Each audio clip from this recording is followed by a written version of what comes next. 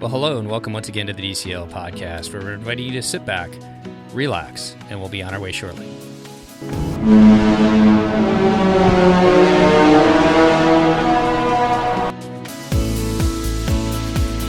Well, welcome back to the DCL podcast, your podcast to help you and your family cruise a little smarter. And I'd like to welcome back to the show all the way down in Florida. Keeping you busy this week, recording every day, it seems like. How you doing today, Christy? It's a whole lot of Steve. I'm doing well. How are you? It is. I'm doing well, too. And hopefully it all works out. You're going to be stuck with me next week as well. So I hope so. Fingers crossed. But let's get away from the Caribbean and the Bahamas and all that hot and heat and warmth and everything like that and head someplace a little bit different on this episode. And to do that, I'd like to welcome back good friend of the show. He's been on several times. He runs his own podcast as well, an amazing Star Wars podcast. Welcome back to the show, Dennis from Texas. How you doing today, Dennis? I am doing great. So good to talk to you both, Steve and Christy.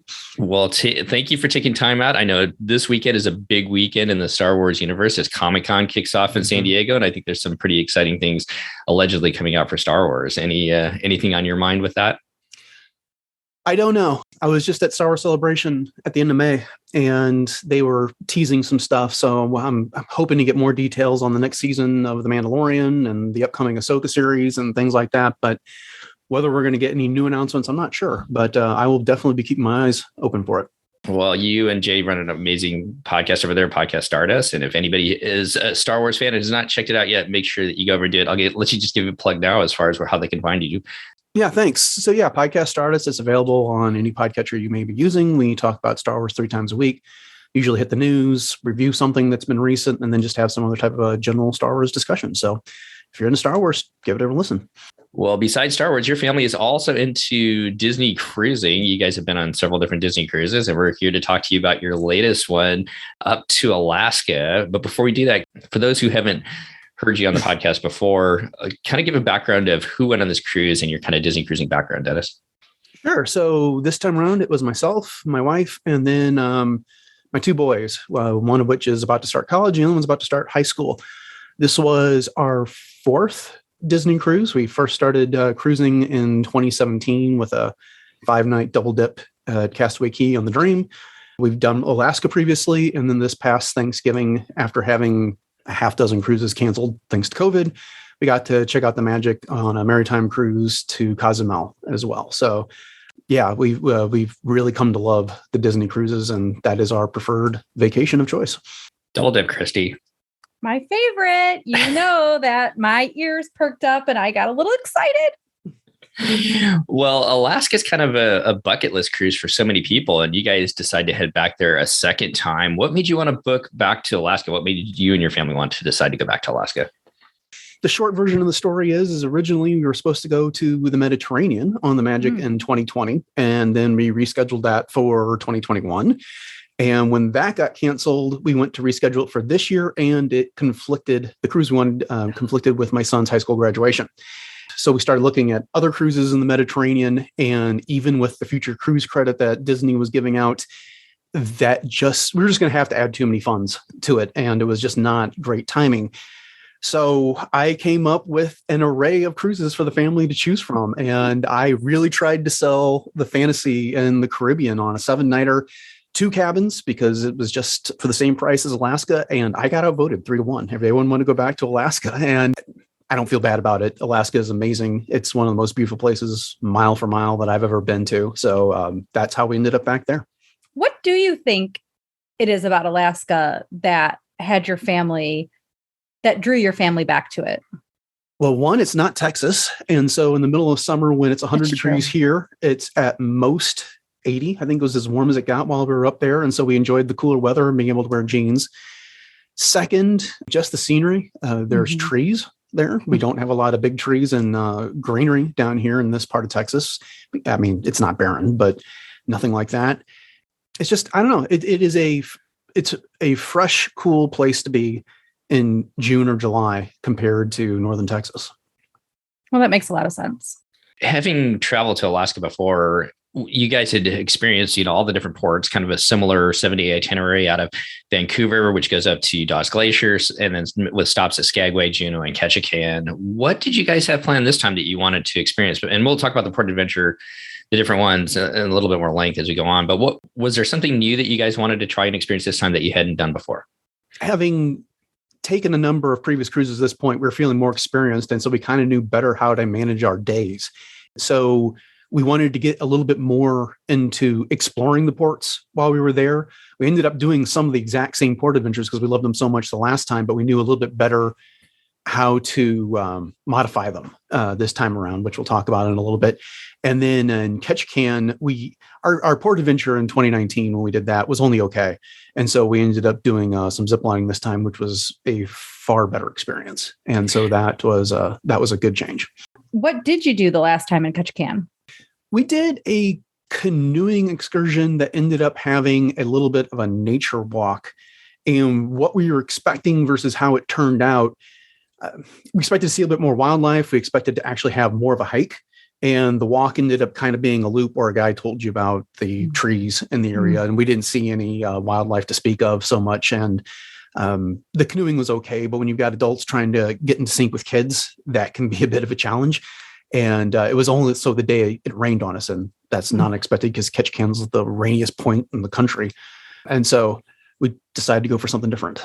No, that totally makes sense. And I think that Alaska, once you are a little bit more comfortable as a cruiser, depending upon how you spend your day, I think it's similar to the Greek Isles in the sense that because the ship is right next to the ports itself, you can easily do a port adventure and then come back and spend several hours in the port city itself, whether you want to do some shopping, maybe go get some food or whatnot. And I think that's a great advantage of sailing in Alaska. Oh, for sure. For sure. And with the exception of Juneau, we were right there. And it was an easy walk to downtown Skagway and Ketchikan both times. And we really took advantage of that. Okay. Well, this cruise starts in Vancouver. Did you guys spend a couple days in Vancouver this time ahead of time? Yeah, we flew in on the Saturday night before the cruise. So we had all day Sunday there. And then after the cruise got back on the day of disembarkation, we stayed in Vancouver all day Monday. So we had those 2 days to explore. On that Sunday, we went with a tour group called Land Sea Adventures, which we had used in 2019. And we kind of did a best of Vancouver tour. So they took us back to Stanley Park. We went to Granville Island. We went to the Capilano Suspension Bridge Park and then the Vancouver Lookout, which were all of our favorite things from our previous visit there. The only thing about Stanley Park is that they've added a lot of bike lanes. And so the tour buses can't get you to as many places. They can drop you off by the totem poles that are there at the entrance. But if you really want to explore Stanley Park, you're going to have to come back on your own and do a lot of it on foot now. That's a huge park too. So, and a lot to see in it. Yeah. And on that Monday, we got back, we did the hop on, hop off bus pass. And we got off at Stanley Park, and then we spent an hour and a half just walking around and watching some of the cruise ships get ready at the Wonder before it left again. And then the eagles, the geese, and there was a coyote that we saw in the park. And you just looking at some of the trees and visiting some of the places that we'd seen on our previous trip that we just didn't get a chance to see on the tour before we left. Would you recommend the hop on, hop off bus for Vancouver? Yeah, I would. The thing that we really liked is that, again, we got to spend as much time as we wanted in Stanley Park, and they had 4 buses running. And so when we wanted to go to Granville Island next just to get lunch and hang out and have more time than we had on our previous tour, bus showed up, dropped us off. It's a short walk into the marketplace and the shopping area. We took our time. I went to the Granville Brewing Company, had a beer. We went into the market and we all got different food, whatever we wanted. Lee's Donuts is there, which we were told was fantastic, and it was good. And so we lined up and did that. The only negative about the hop on, hop off is that when it ended, it was down by, I want to say, the Lookout. The bus driver just got off and nobody knew what happened. And so after 10, 15 minutes of waiting, we're just a few blocks away. We can walk back. There was a pen store my wife wanted to go to. And so we just got off and walked, but there was someone there that was associated, like, oh, he'll be back. And we're like, when?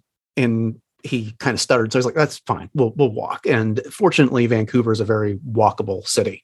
So it wasn't that big a deal, but we were just kind of expecting to end up back at Canada Place. And it would have gone there, but we just didn't know when he was coming back. Where did you end up staying before your cruise? We stayed at the Exchange Vancouver Hotel, which is just about 2 blocks away from Canada Place. And what were your thoughts about that hotel?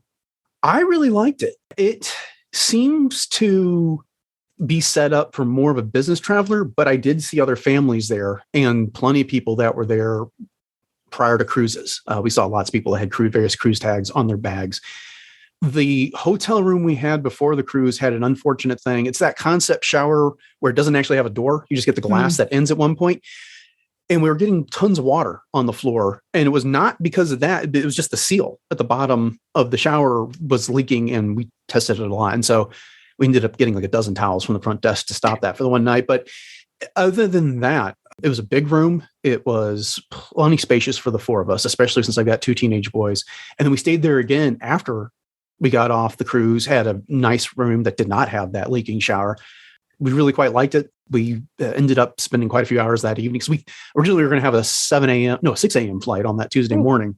Ended up getting pushed back about 8 hours. But we were well, that's a big difference. Yeah. Well, fortunately, they told us the night before. But, we were able to watch Netflix from the television, and we were plenty comfortable. Liked it quite a bit.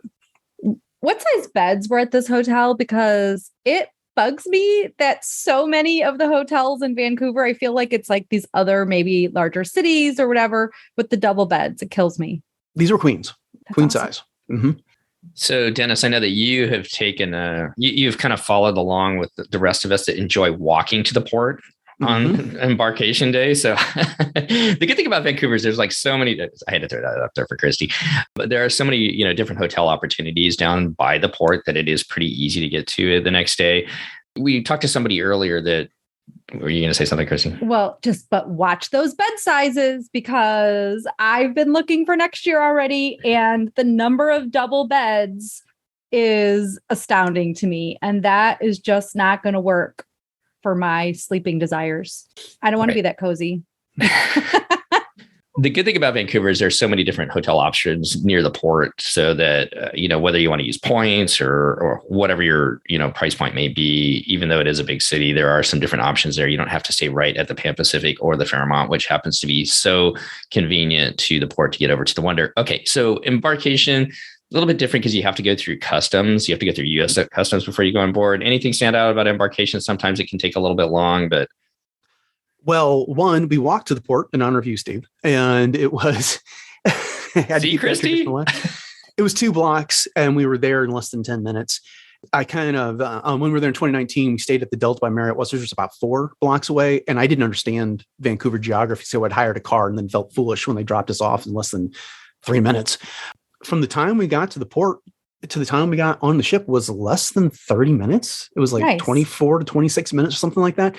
And even with customs, the Disney personnel were just throughout the port. It's like, welcome, have a great cruise. Keep going. And you want to stop a question and ask a question, and they just kept you moving. And unless you had to get a COVID test there at the port, I was just stunned by how fast it was. I mean, the last cruise we did, of course, was in this last Thanksgiving, and we had to test at the port, and that took 2 hours. And so even with the 1 hour of waiting for our test results, this was still, a quarter of the time, that half the time that I was expecting.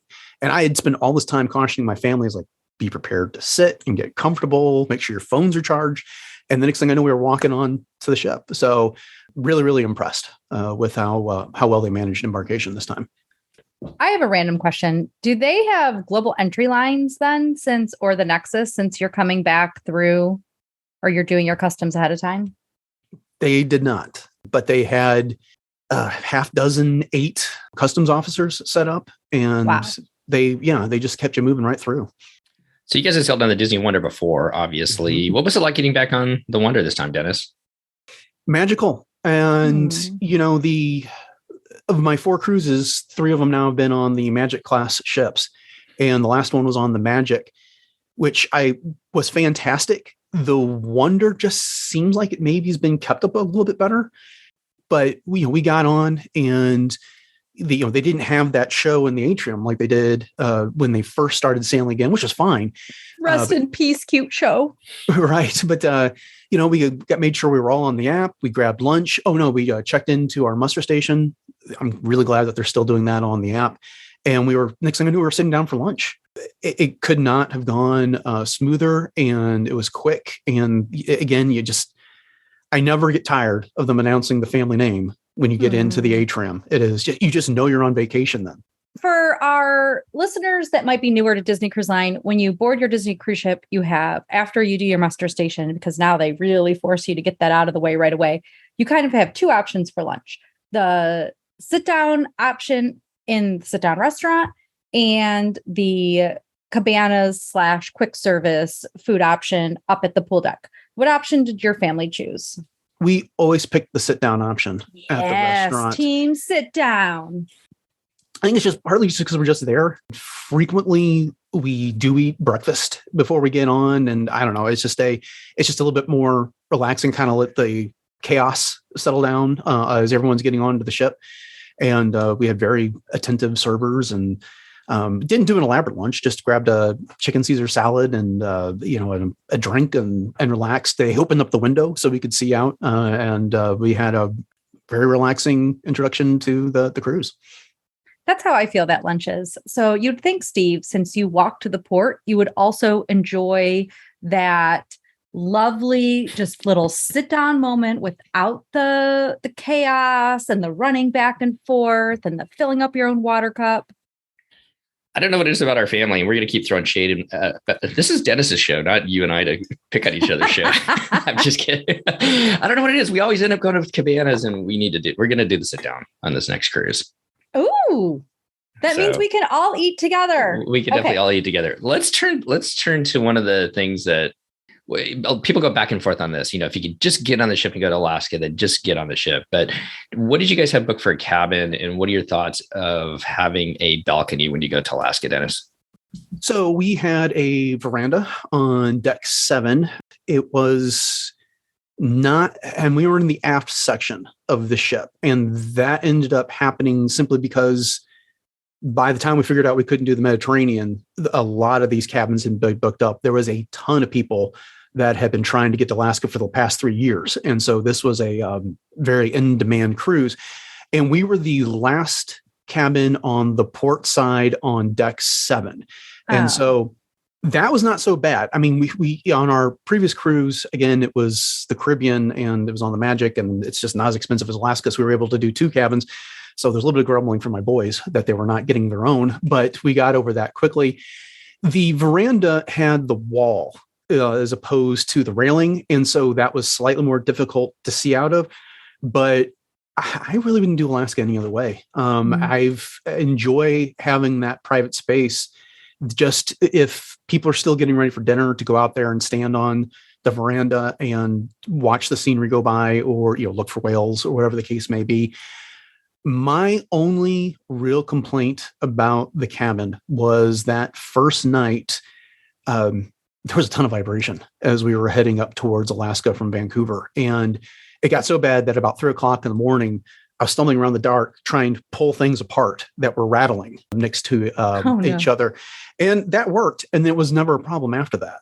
But it was just, I prefer midship, but it was not a deal breaker by any means. And so we managed it after that first night. I think having that extra space, being able to, spend that time on the veranda, especially with the scenery as you go through the inside passage and everything out in Alaska, and then also even the port days, is kind of magical if you can do that. We probably haven't talked about this enough, but I think it's been kind of a mainstay of the show of people who have been on the Wonder. That first day is a sea day after you leave Vancouver. That is when the ship is actually kind of motoring through the open ocean a little bit. And so they're trying to make time. And the Wonder, for whatever reason, has really had a problem if you're in the aft portion of the ship of getting those vibrations. And a lot of it has to do with the way the ship is designed. And the Dream and the Fantasy have these 2 big azipods in the Wish now, and it doesn't have that huge shaft that the Wonder does. And that shaft, when it gets going, for whatever reason right now, is causing a lot of those vibrations. So I guess word of the wise, if you're going on a longer a point, like maybe going all the way down to Cabo off the West Coast, just be aware that maybe in the aft, you're going to experience those vibrations, unfortunately. Well, let's turn to another aspect of Alaska that we really enjoyed while we were on board. Is a lot of the times, because of the nature of the cruise going up into the national park part of Alaska, they have environmentalists on board, which give talks to tell you about the glaciers, tell you about the history of the glaciers, maybe the cycle of salmon, which may not sound that exciting, but I actually found it to be very fascinating. And talking about bears. and whatnot. Did you take advantage of any of those type of talks that they usually have on board? I did not get to this cruise. We did like all of them in 2019. And so we learned about the glacier, we learned about the bears, we learned about eagles and everything else on that one. But I don't know if it's just because we ended up having other activities booked or other things to do, but I just never got around to getting those done this time. But that being said, I did miss that because I did learn quite a bit about the bears on that previous one. And I was kind of hoping to get the refresher. So let's kind of stick with it just a little bit longer before we turn to food and then the port adventures. Could you kind of explain to people like how close you are as you go up through the inside passage as far as the land and some of the amazing scenery you get to see as far as like, I remember going by kayakers and fishing boats and everything else for somebody that, you know, like a lot of us that, or a lot of people that have only sailed the Caribbean, you're just out in the open ocean for the majority of your cruise, except for while you're in port. What's that like, Dennis, to go up to the inside passage? Well, this is one of the things that makes Alaska so amazing is that you are this close to shore. Frequently, you look out there and there's plenty of distance between you, the ship, I should say, and the coast.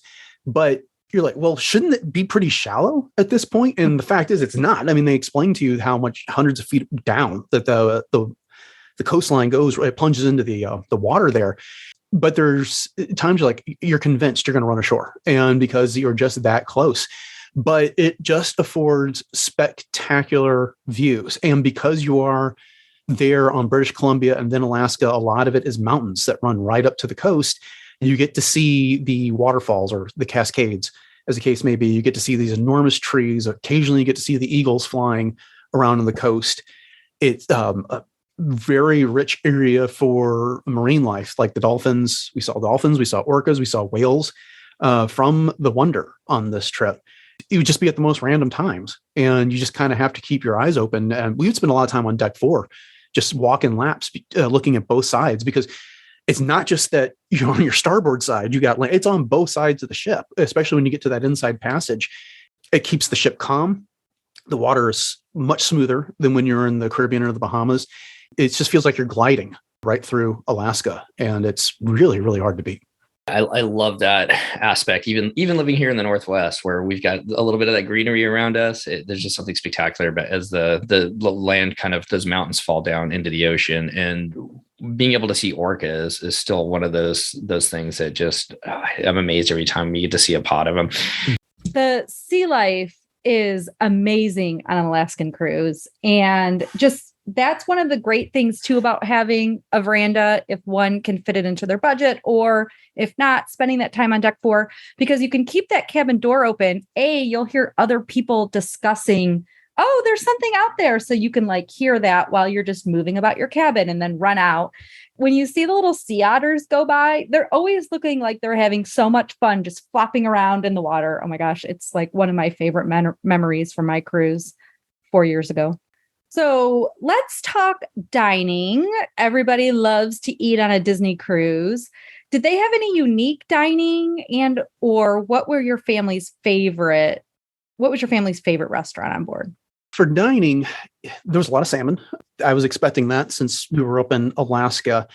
I only ordered it once and it was good, but I cook salmon once a week as it is already. And so it was not quite the treat. That being said, there was plenty of other seafood. There was lobster one night that was really well done.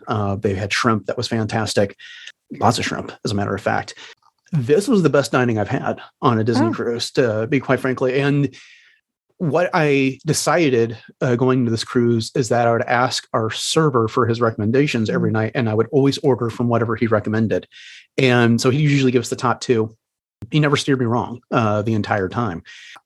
Tiana's was our favorite restaurant. It's the atmosphere, the entertainment, getting to do the Mardi Gras party is always a hit on that one. And then of course at the end of the Mardi Gras party, when they bring out the beignets, that's always been one of our favorites as well. And then beyond that, this was the first time my wife and I ever did Palo, and we got to do Palo brunch, and we were stuffed all day afterwards.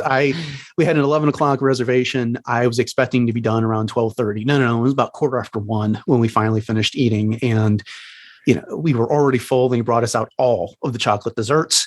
And we managed to finish those off. And then we were just hoping to digest everything ahead of our mixology class later that afternoon. And I have not been that full in a long time, and pleasantly so, because the food was so good. So Palo is the adult only dining on Disney Cruise Line. It is something you book in advance when your booking window opens. And if you can't get it, you should just stalk the app and check out, run up to Palo or wherever they have the dining the first day of the cruise, so that you can get yourself on a waiting list if you weren't able to book ahead of time. It's still an elusive place. Steve, have you really never had Palo brunch? Nope, we have never had Palo brunch. Now I feel like I just have to not ever have it because it's just my shtick. I can't even. So Palo is amazing. I mean, the Palo dinner, they also have dinner option. Dinner is great. It's like your steakhouse, but Palo brunch is something else. So what were your memorable dishes from Palo? I forgot to ask my wife to refresh me on remember what she had. I did the antipasta plate, which was good. Yes. The 3 cheese omelet, which was also very good. I was trying to go with some of the lighter options ahead of the main dish, because I just was looking around and seeing all these enormous dishes of food that people were getting, including pizzas as the second dish there. But then I went with the chicken parmesan, which was really, really quite incredible. And then, like I said, he brought out all those chocolate desserts, and I was like, Ricardo, you're going to kill us. This is way too much food, but we polished it off, and I recommend all of it. I mean, chocolate, you have to eat the chocolate, right? Yeah, he said, do you want fruity or do you want chocolate? My wife is a chocoholic, so we went with the chocolate, and it was quite fantastic. Okay, one last kind of shipboard topic. A lot of different entertainment options on board the Wonder. The one thing that they don't offer, unfortunately, up to Alaska is they do not have the fireworks at sea. They do have a deck party. Are they still doing the Frozen deck party? Yeah, that was highly skippable for us. Yeah. Dawes Glacier Day, and we went up there to watch it. And by the time Elsa showed up, there were some Elsa super fans that loved seeing her. We just were done. And so we went and found something else to do at that point. The Sail Wave party was fun. The Frozen deck party was, the kids that were right up there by the stage loved it, but it just wasn't for us. I think it's really meant for very younger Frozen fans, for families, I guess, to kind of think about it that way. But that being said, was there some memorable kind of entertainment that you guys took part in, or that you guys did while you were on board? Yeah, real quickly, the shows, we did the Golden Mickeys, which we liked. We saw the Frozen show, which was always fantastic. We skipped Dreams, mainly for the reason that Chris always brings up, the 20-year-old woman that is playing a child. Neither one of my boys were interested in seeing that again, since we'd just seen in the summer show on the Magic. They had a magician on one of the last nights by the name of John Armstrong. I won't tell you what the trick was, but he built it up over the entire course of the show, and it just blew our minds at the end. He got a standing ovation for it, but I don't want to spoil it for anyone that's going to see it. But one of our favorite things, you could not keep us out of the French Quarter. We were there all the time. They had not redone that lounge when we were there in 2019. And so when we walked by it this time, we were just blown away by the improvement they made to it. They had a performer there by the name of Roxy. She had an acoustic guitar, and she was doing all these acoustic covers of classic rock, pop, Disney hits. And we always tried to be there when she was performing. We had an amazing server that we went back to time and again, Lana from the Ukraine. If you're on the Wonder and you see her, tell her the Keithley, say hello. Towards the end of the ship, she gave a certificate as her magical moment, her magical family of the cruise. So we made sure we stopped by and said goodbye to her on that last night. But the French Quarter was just, we were there for coffee and beignets in the morning, and then usually there every evening after the show and before dinner, having a drink. Just loved hanging out there. Were your kids with you? Yeah. Mm-hmm. Yeah. And I think as your kids get older, was our favorite place too. When we were on the Wonder back over spring break, we would stop there before dinner and have like a before dinner drink. Anna and I would get something, and then the kids would get something kind of fun as well. There's just something magical about that space. I don't know what it is. Again, the theming, I don't know, but we too gravitated towards it and loved it. And with the music selections that they have there as well, it's just a great space for families, I think, when your kids are a little bit older, I think. Oh, yeah, absolutely. No one had anything negative to say about it. And there was plenty of options, from the coffee to the cocktails and lemonade and everything in between, that the kids could drink. And so it was just a fantastic place to hang out. What about other entertainment that your kids may have done? So you have a teenage son and then one that's in that 18 to 20 age range. I guess let's start with the 18 to 20-year-old. Did he go to any of the 18 to 20 society events? He had planned to. He actually turned 18 on this cruise. So his birthday was in the middle of the cruise. And he didn't make it to the first one or two. And then he decided he didn't want to after that. But he wanted one night to go, Doctor Strange, the new Doctor Strange movie was showing in the theater. So he asked if we could go see that, which we did on his birthday. On the day he turned 18, we gave him a tour of the adult areas, which he had a lot of fun. He really enjoyed hanging out in the Cove Cafe.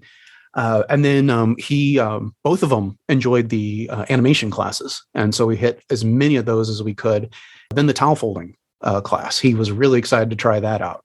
I've got so many great pictures of him on the floor making these towel animals. That was a big highlight for him. So as a 17-year-old that turned 18, he could have gone to the teen club up until his birthday. Did Disney talk to you about that, or did he inquire about that, or? No, they've never been one for well, that's not true. My youngest, when he was able to go to the Oceaneers Club back on our first, I couldn't pull him out of that club. But since then, they've tried the other clubs and it just wasn't, well, no pun intended, their vibe. They prefer to do the other entertainment on the ship, and they would just go on around deck 4 if my wife and I were doing a tasting or something. They never had a lack of things to do, but they're a little bit more introverted than to going to make friends at the teen clubs. My oldest is the same way as well. So he likes to just kind of do his own thing and hang with us these days. So, well, let's turn to the reason why most people go to Alaska is the port adventure, or the ports themselves. So many different amazing things that you can do and see. It starts off with a sailing up to Dawes Glacier, where the ship is going to get fairly close to the glacier. And they usually do, I think, a 360 up there, or 180. So everybody gets a really good view of the glacier and different pictures from different angles. But there is an opportunity to actually get on a smaller boat and get a little bit closer to the glacier. And I think that you guys did that, Dennis. How did that work out? Really, really well. We did this in 2019, and we had the early excursion, which I want to say was at 11 or noon. In that case, you start off miles away from the glacier, and then you stop and you get up to close to some of the Cascades, and then you eventually get up to the glacier and have a little bit of time there. This time we booked the 3:00 excursion, which means you're getting on that boat right there at the glacier. Except they had to cancel the early one, and then they combined them into a 2:00 excursion this time. And so they randomly picked people from both, and they put them on this boat. And so we were fortunate enough to get on the boat. We got really, really close to the Dawes Glacier, far closer than we did in 2019. There wasn't as much dangerous ice as they were saying back then. Every time I thought we were done approaching the glacier, he got closer and closer to it. And the highlight of which was there was a 150, 200 foot tall piece of ice that calved right off of that glacier. It just took your breath away watching that. I mean, it was, I just happened to look up and look right at it as it was happening. There was little bits that had broken off prior to that. But, and the tour guide that we were up there with on the top deck of that boat said, "This is rare." She goes, "I have not seen a piece that large break off in a long time." Anyway, if you're going to do that excursion, I'd recommend the later one, because you start off closer to the glacier and you have a better opportunity to get closer to it. Not that you don't get to see some great things if you're on the earlier one, but again, if you're primarily interested in the glacier, go for the later one if you can. The sound of that thing calving off must have been amazing. It was. It really was. I happened to catch it on video. And just because I try and catch little snippets of video everywhere we go just to get a feel for the place. And it was right at it as it happened. So I've watched it half dozen times, and it's just really impressive. That tour is my absolute bucket list item for that cruise. I just think that it's so special to be able to get that close and not book an expedition cruise for the week. We still get to be on Disney Cruise Line, right? But we get to do that extra excursion for an extra fee, of course, but to get up close, that is once in a lifetime type stuff that you've done twice, which is amazing. Yeah, that was the number one thing my family insisted on for this cruise, was doing that again. So from Dawes Glacier, then you make it down to Skagway. Interesting note about Skagway. Skagway was like the epicenter of the gold rush up in Alaska. So you go there now, it's a very small town, but at the time when it was in its heyday and everything like that, they actually had a operating orchestra. It was a very busy place where people are coming into to look for gold. What did you guys have planned in Skagway, Dennis? So we did the White Pass and Yukon Trail train. It picked us right up from the ship. The train was right there, practically as you stepped off the ship and walked down the pier, and we got on that. It took us up right across the border into British Columbia. So you had this opportunity to see the side of the mountains. You could look down into Skagway, see the ship right beyond it, some really incredible views and beautiful scenery. Unlike 2019, when we did it, it didn't go as far into British Columbia. It basically got up there and turned around and came back. And so previously we had got off the train and then take a bus back and stopped in Liarsville, but we elected to skip Liarsville this time, where you could pan for gold and they have a little bit of a show. It's fine to do once. It wasn't worth repeating for us. And not to mention your hands just end up freezing while you're panning for the gold. But that got us back down into Skagway before 11 o'clock in the morning. And Skagway, for my money, is one of the most fun little towns to wander around in. All those ports in Canada have a lot of the jewelry stores. They have the same type of souvenir shops with the same type of merchandise, except for it'll have Skagway as opposed to Juneau or Ketchikan in them. We went to the Alaskan Brewing Company, had lunch, and then we went to it was something like the Crazy Cone. They spelled everything with K's as opposed to C's, and had ice cream later, and just took our time wandering around. But then we're still back on the boat around 2:00 just to enjoy everything the Wonder had to offer. Not to mention Skagway has also got the best view of the mountains, the water, and everything of any of the stops in Alaska that I've been to. So we spent some time just hanging on deck 4, watching all that stuff. Yeah, it's really surrounded by the terrain as you come into that little harbor. So it's just a beautiful little port stop. From there, you head down to Juneau, which is the capital of Alaska. And I'm going to throw this out there. One of the things that if you decide to go to Palo dinner that is special about Alaska is because it stays light so late into the evening in the summer times. That's where we did Palo for the very first time as we sailed out of Juneau.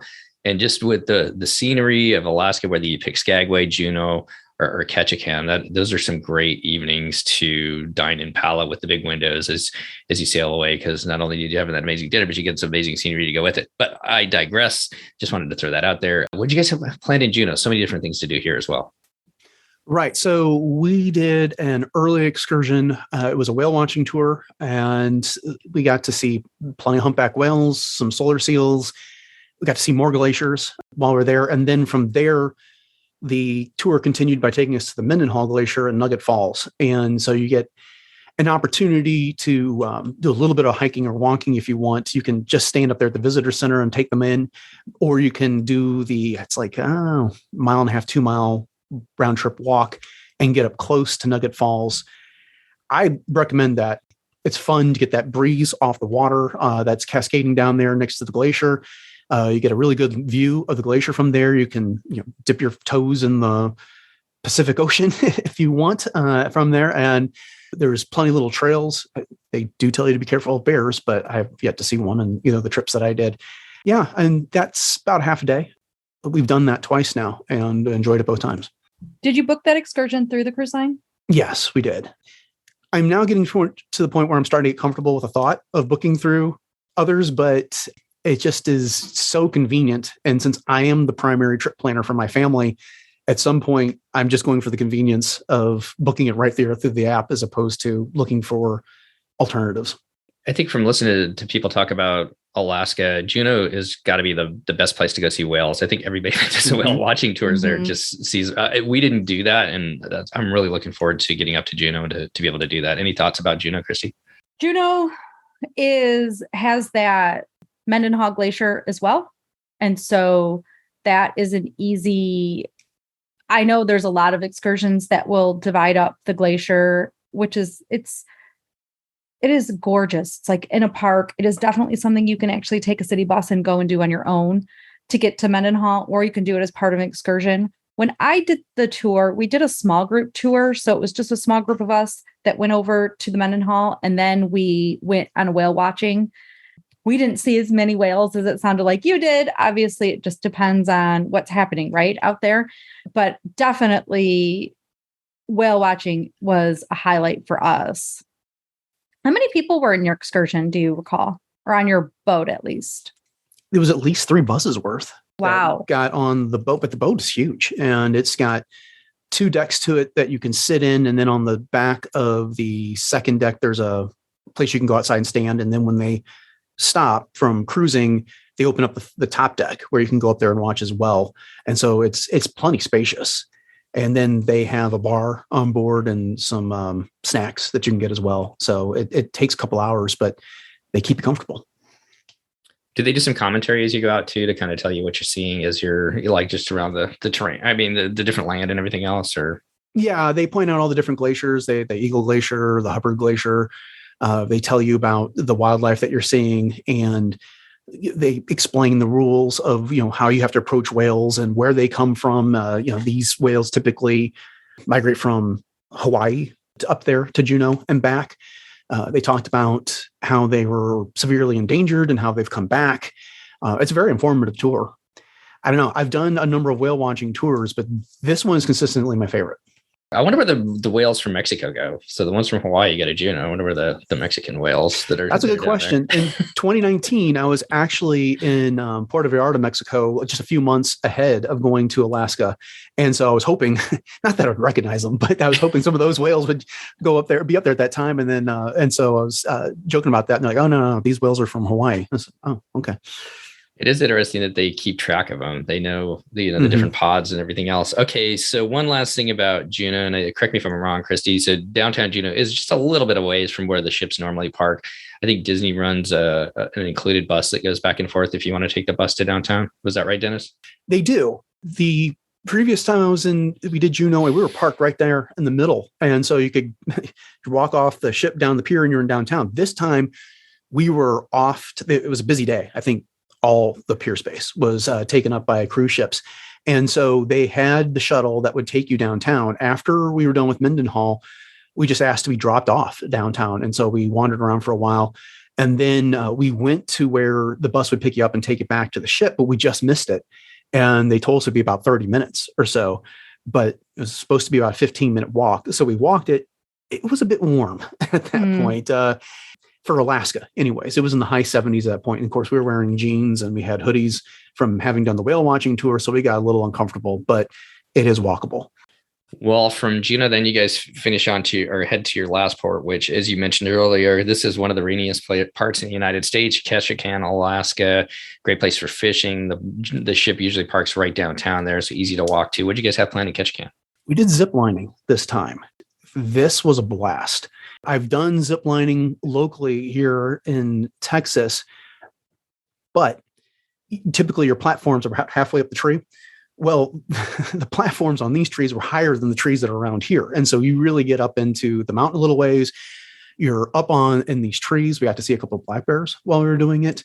The lines are 600, 700 feet long that you're zip lining on. It was actually a pretty good core workout because it kind of had you assume a core pose while you were ziplining from line to line. So it was my family of 4, and then it was a family of 5 from Atlanta that were in a group that were going from platform to platform. They make you feel extremely safe. They get you harnessed in really well. You're always connected to something, so you have no chance of falling off anywhere. Just beautiful scenery. It was a little warm that day. It was approaching 80 degrees, and so there were some times when you kind of were standing out there in the sun that it got a little warm, but really was impressed with the entire operation. And the only issue we had was when it was over, Disney had 3 buses break down that were supposed to pick us up. And so it took a while to get back to Ketchikan, but they had some totems there that we could look at, and we wandered around inside their store and found some refreshments. So it wasn't all bad, but it was just kind of a bad luck situation with the tour buses breaking down there. Did you guys explore Ketchikan afterwards and when you got back? We did. We wandered around quite a bit. We stopped in a fudge shop, picked up some fudge. There was a couple restaurants that were recommended, but by the time we got to them, they had at least an hour wait. So we skipped that, but it's just fun to be outside someplace, again, where it's a lot cooler than it is here locally. And You get the sea breeze and everything else that comes with that. And it's just pretty. I mean, one of the nice things about all of these cities in Alaska is they don't build these skyscrapers. And so you have these great views of mountains, of trees, of the ocean. And that's just hard to beat on an afternoon walking around. It's such a walkable port too. It's so convenient because the ships dock right there. And there's so many like little shops and different cute little streets to walk through. That was a really enjoyable little town for us. Well, from there, you get a sea day, which I always appreciate. I love having which is great about the Alaska sailings. You get that sea day before you get back to Vancouver. To me, if you get those busy days, whether you're at Castaway Cay or someplace else and you get off the next day, that's just not as relaxing. How did you guys spend the last day? What were some of the things that you wanted to do, Dennis, before you guys got back off again?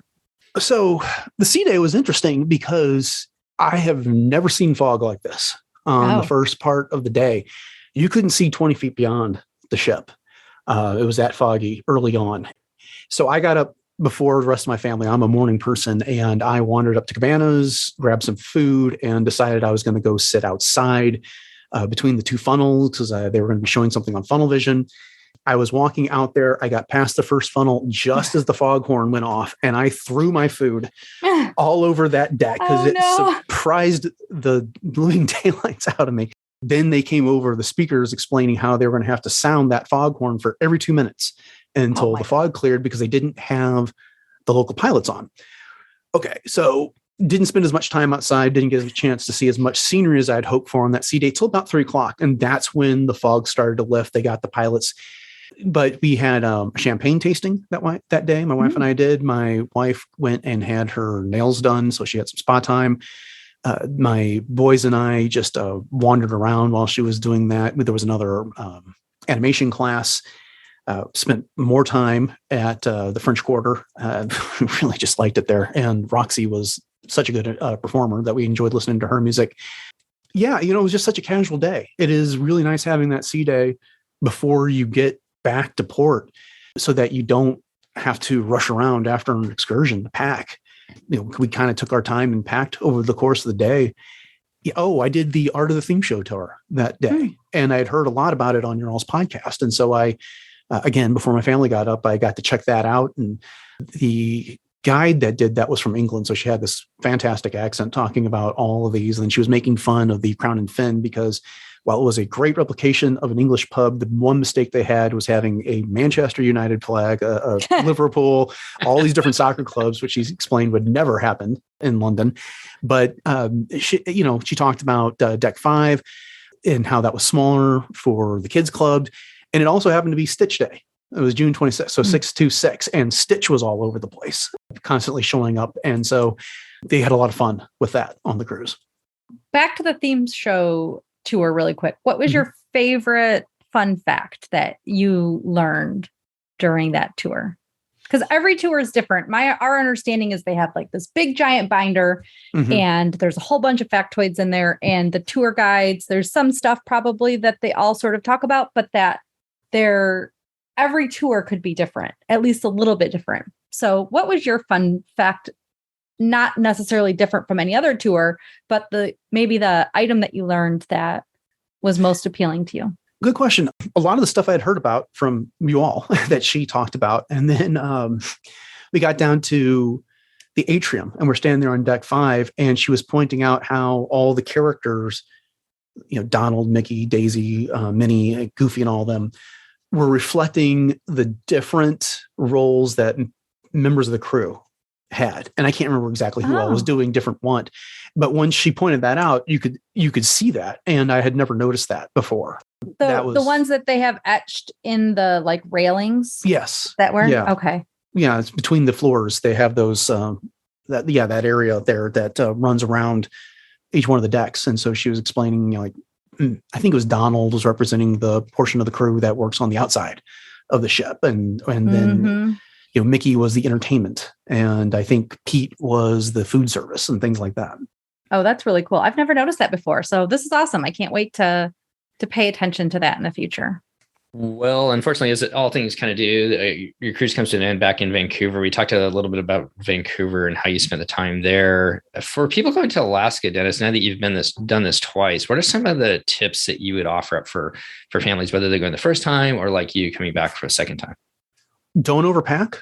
It's really had a lot of experience with this, trying to help people out in the Facebook group for this cruise. Is that people you don't need to bring everything. You'll be fine if you do t-shirts, some jeans, and then bring a hoodie on most days up in Alaska. It's not as cold as you think. Now, if you're going to go do something like a helicopter tour to a glacier or whatever, you might want a snowsuit. I haven't done that yet, but people, you don't need quite as many clothes as you think for that. And so you're seeing people who are showing up for this cruise with 8 suitcases when they don't need that.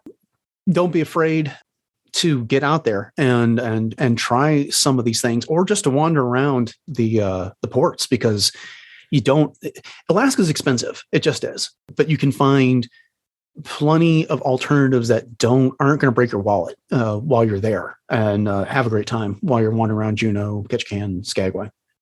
Good points there. I mean, there's a lot to do. I mean, one that you can do in Juneau, actually, that you can do for free is you can walk over to where the Point Roberts. I call it Point Roberts, but Mount Roberts. And there's a tram that goes up there, and it costs you money to go up the tram, but it's free to come down. But you could actually hike up for free and then ride the tram down for free. So you could actually do that for free if that's your jam. And once you're up there, you get a great view. So you don't necessarily have to pay for a helicopter tour, although that would be amazing to get the views. You can do something like that. So a lot of different opportunities to save some money and enjoy Alaska and just the beauty around it. So, or if your family is not the hiking up a mountain family or walking 45 minutes to a port family, then you could take the tram and still save the money versus like a helicopter tour to get some of those great views again. Exactly. So yeah, you make me want to go, Dennis. I'm excited about trying to get back up to Alaska. We just got to figure out when to fit in our schedule. I know that Christy, you've got that book for next year. I do as of now, and hopefully that's going to stick, but we will be going right for my son's birthday, which will be exciting. Well, Dennis, you've got your oldest son is getting ready to go to college this year. So some big changes coming up for your family, maybe in your travel plans and whatnot. What's next for you guys? What do you have planned as far as whether it's Disney Cruise Line or what else?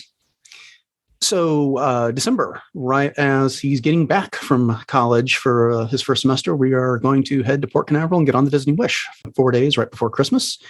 And then next summer, fingers crossed, we're finally going to get to do the Mediterranean on the Disney Dream. So been looking forward to that one for a long time, to finally get to take my boys over to Europe, and really, really hoping nothing gets in the way of that one, because that will be our third attempt.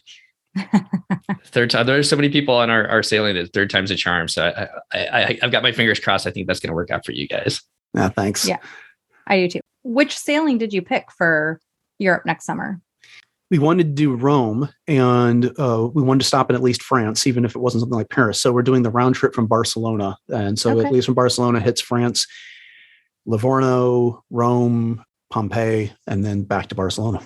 That's an amazing itinerary. And I know that you guys are going to have a great time, and your kids being able to experience Europe and see so many different countries in just that one sailing. So I'm excited for you guys and your family. Well, I guess as we finish up today, once again, Dennis, I want to give you a chance to plug your podcast, amazing podcast. In case people missed it at the beginning, Podcast Stardust, where you and Jay do an amazing job. If anybody wants to follow along with all the Star Wars action, where can they find you again? Yeah, Podcast Stardust, again, available on whatever podcatcher it is that you use, on social media at Podcast Stardust. So we post all of our show releases there, and we'd love to have you come listen. Well, Dennis, thank you so much for taking time out of your busy day to come on and talk about your trip to Alaska. It just sounds amazing. And thank you so much for all the support you've given our podcast over the years. We do appreciate it. We really just want to say thank you from the bottom of our hearts. So thank you so much, Dennis. Thanks for having me on. It's always a pleasure. All right. As we get out of here, any final thoughts, Christy? No, but I think we're going to get some listeners either excited about their upcoming Alaskan cruise, or definitely will be dreaming of it in the future. So thanks again. All right, as we get out of here, once again, thanks to Dennis for coming on, and we'll talk to you soon when you get back from that very maritime cruise on the beautiful Disney Wish. Have a great rest of your summer. The DCL podcast is not affiliated with the Disney Cruise Line, Walt Disney Company, Adventures by Disney, or Run Disney. All of the opinions expressed on our shows are those of the hosts and the guests who appear on the show. If you have any questions about any of these products, please contact the Walt Disney Company.